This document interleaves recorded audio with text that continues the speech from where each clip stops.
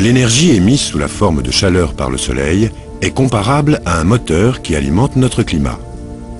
La chaleur n'est pas seulement à l'origine des diverses températures climatiques à la surface du globe, elle est aussi source de tornades, d'ouragans, de tempêtes de neige et d'orages.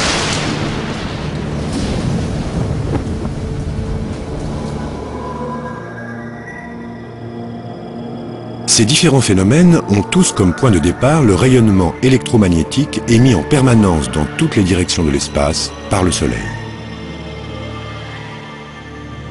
Ces radiations solaires sont absorbées par la Terre, puis converties en chaleur. En raison de l'inclinaison de l'axe de rotation de la Terre, les rayons solaires ne la frappent pas de façon égale.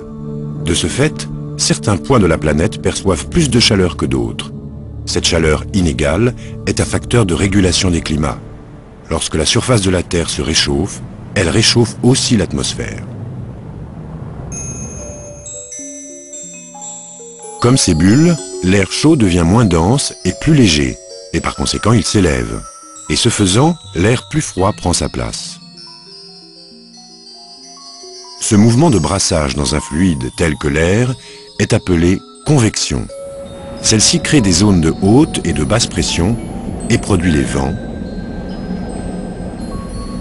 ainsi que les tornades.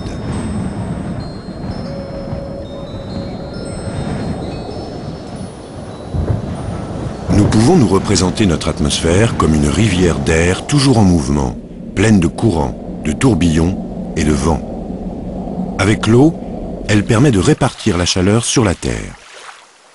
L'eau aussi absorbe et redistribue l'énergie émise sous forme de chaleur par le Soleil. Elle joue donc également un rôle clé dans le climat.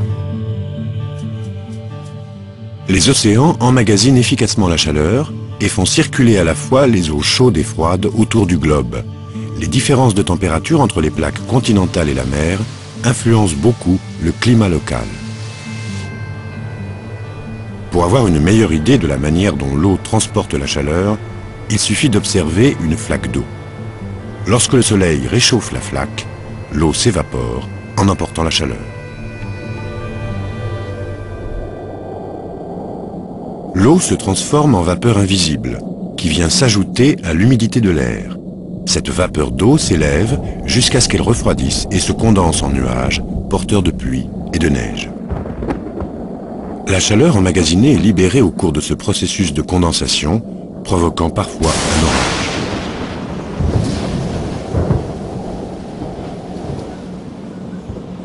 L'énergie libérée lors des orages est phénoménale. Elle pourrait alimenter la ville de New York en électricité pendant 2 mois. Mais l'exploitation de ce phénomène naturel n'est pas d'actualité.